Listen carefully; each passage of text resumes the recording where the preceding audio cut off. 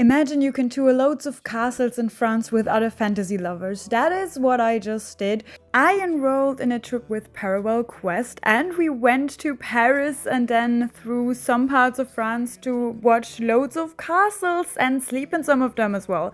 We started everything off by going to Puy de Fou, which is a park that shows historical shows and is in general just very cool. At first we had half a day there and then went to our chateau where we were staying the night, which was very cool. The owners were also very nice. And then we had another whole day with so many cool shows. Look at all of that, it's definitely worth a visit. The next day we started with our first castle visit, which was Chateau d'Uzé, and then went to our next castle stay.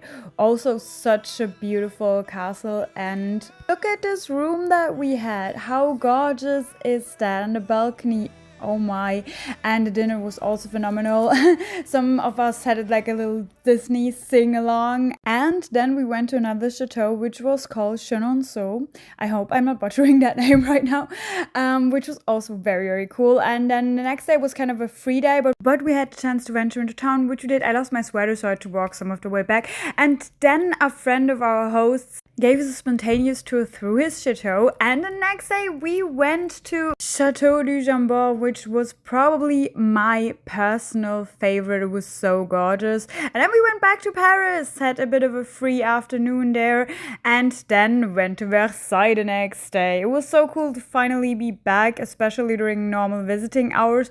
Although there were a lot of tourists, of course we were some of the problem because we were also there, but it was still very cool. I walked through the gardens a lot, then got ready for our goodbye dinner already, and it was such an awesome time. Everyone was so lovely and I can so recommend it. Also, if you have any other questions or want me to do more in detail videos, let me know.